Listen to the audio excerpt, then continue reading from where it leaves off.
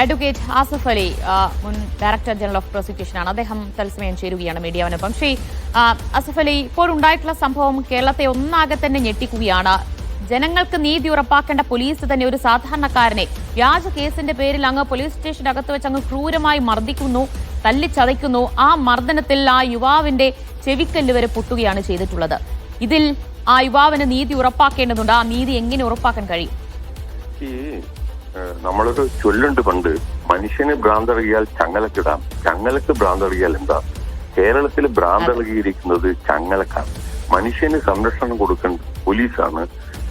മനുഷ്യനെ എല്ലാ രീതിയിലും അടിച്ചമർത്തുന്ന ഒരു പോലീസ് രാജ് നമ്മുടെ സംസ്ഥാനത്തുണ്ടായിരിക്കും. പോലീസിനെ രാഷ്ട്രീയവൽക്കരിച്ച് ക്രിമിനലൈസ് ചെയ്തിരിക്കുകയാണ്.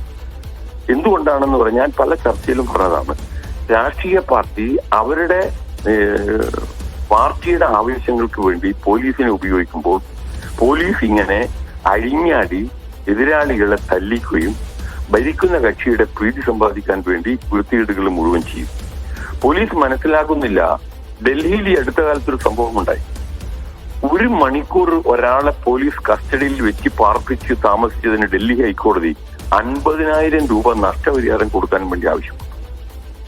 പോലീസ് കസ്റ്റഡിയിൽ വെച്ച് ഒരാളെ മർദ്ദിക്കുക, കസ്റ്റഡിയിൽ അന്യായമായി പാർപ്പിക്കുക എന്ന് പറയുന്നത് ഭരണഘടനയുടെ വ്യക്തി സ്വാതന്ത്ര്യത്തിന് നഗ്നമായ ലംഘനമാണ്. അതിന് സ്റ്റേറ്റ് നഷ്ടപരിഹാരം കൊടുക്കണം എന്നുള്ളതാണ് പബ്ലിക് ലോ റെമഡി. കേരള ഹൈക്കോടതിയിൽ ഒരു റിട്ട് പെറ്റീഷൻ ഇപ്പൊ പെൻഡിംഗ് ആണ്. ചക്കരക്കല്ല് പോലീസ് അറസ്റ്റ് ചെയ്ത താജുദ്ദീൻ എന്ന് പറയുന്ന ഒരാളെ കള്ളക്കേസ് കൊടുക്കി 52 ദിവസം കസ്റ്റഡിയിൽ വെച്ചു.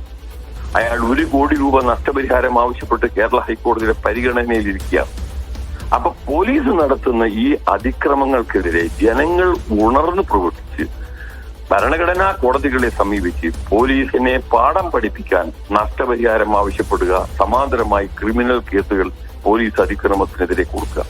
അങ്ങനെ കൊടുക്കാത്തത് കൊണ്ട് മാത്രമാണ് ഭരണകക്ഷിയുടെ ആജ്ഞക്കനുസരിച്ച് എതിരാളികളെ രാഷ്ട്രീയപരമായി അടിച്ചമർത്താൻ കഴിയില്ല എന്ന് ബോധ്യപ്പെട്ടതുകൊണ്ട് പോലീസിനെ ഉപയോഗിച്ച് എതിർ ശബ്ദത്തെ അടിച്ചമർത്തുന്നത്.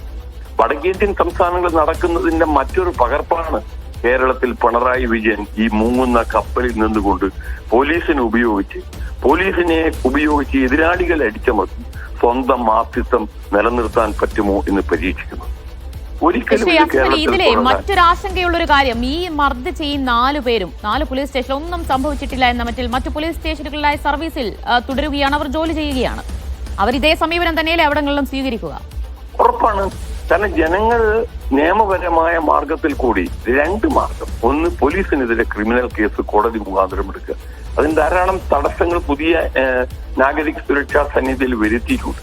പക്ഷേ ഹൈക്കോടതിയിലും സുപ്രീം കോടതിയിലും നഷ്ടപരിഹാരം ആവശ്യപ്പെട്ട് കൊടുത്താൽ പോലീസിന് ഒരു കാരണവശാലും രക്ഷപ്പെടാൻ കഴിയില്ല എന്ന് വിശ്വസിക്കുന്ന ഒരാളാണ്.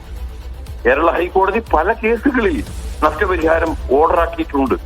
കാരണം ഒരു പൗരന്റെ ഫണ്ടമെന്റൽ റൈറ്റിനെതിരെ ഭരണകൂടം തിരിയുമ്പോൾ അങ്ങനെ ഫണ്ടമെന്റൽ റൈറ്റ് ലംഘിക്കപ്പെട്ടാൽ അതുമൂലം ആ വ്യക്തിക്കുണ്ടാകുന്ന ക്ഷതത്തിന് സ്റ്റേറ്റ് നഷ്ടപരിഹാരം കൊടുക്കാൻ ബാധ്യസ്ഥരാണ്. അത് കൊടുത്തേ തീരൂ. സമാന്തരമായി അവരെ സർവീസിൽ നിന്ന് നീക്കം ചെയ്യുവാനുള്ള ഡിപ്പാർട്ട്മെന്റൽ എൻക്വയറി നടത്തണമെന്നും ഹൈക്കോടതിയുമായി അപേക്ഷയുമായി പോയാൽ ഉറപ്പായി അതിന് സങ്കട നിവൃത്തി ഉണ്ടാവും എന്ന് വിശ്വസിക്കുന്ന ഒരാളാണ് ഞാൻ. അത് മാത്രമല്ല, ഇതുപോലെയുള്ള നിരവധി സംഭവങ്ങൾ നമ്മൾ കേട്ടിട്ടുണ്ട്. ഇതിപ്പോൾ സുജിത്തിന് നിയമ പോരാട്ടം നടത്തേണ്ടി വരുന്ന ഈ CCTV ദൃശ്യങ്ങൾ ലഭിക്കാൻ പോലും. അപ്പോൾ ഇത് ഇത്തരത്തിലുള്ള സമാനമായ കേസുകളിൽ എത്രത്തോളം ഗുണം ചെയ്യുന്നതായിരിക്കും ഈ സംഭവം?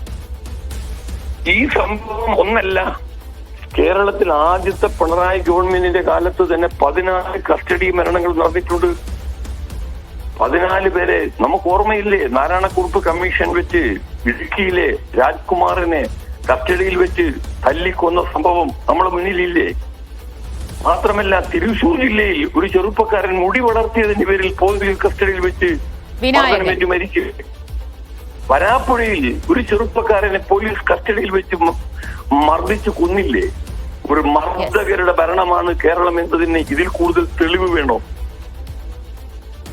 കസ്റ്റോഡിയൽ ഡെത്ത് എന്ന് പറയുന്നത് ഓർഡർ ഓഫ് ദി ഡേ ആയി മാറി പിണറായി ഭരണത്തിൽ. ആര് ചോദിക്കാൻ? അതിന് സാധാരണക്കാരുടെ കയ്യിലുള്ള ശക്തമായ ഒരു ആയുധം ഭരണഘടനാ കോടതികളെ സമീപിക്കൽ തന്നെയാണ്. അല്ലാതെ ഇതിൽ എത്ര തന്നെ പ്രചരണം നടത്തിയാലും ജനങ്ങളെ ബോധവൽക്കരിച്ചാലും ഈ ഭരണകൂടം ചലിക്കില്ല. അവർക്ക് നീതിപീഠത്തിന്റെ ശാസനം ലഭിച്ചാൽ മാത്രമേ അതിന് പരിഹാരം ഉണ്ടാവുകയുള്ളൂ.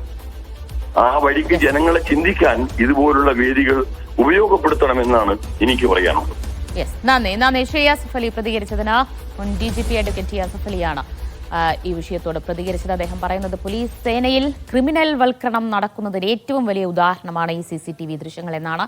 ഇതിനെതിരെ പൊതുജനം ശക്തമായി തന്നെ പ്രതിഷേധിക്കേണ്ടതുണ്ട് എന്നുകൂടിയാണ് അദ്ദേഹം പറഞ്ഞു വയ്ക്കുന്നത്.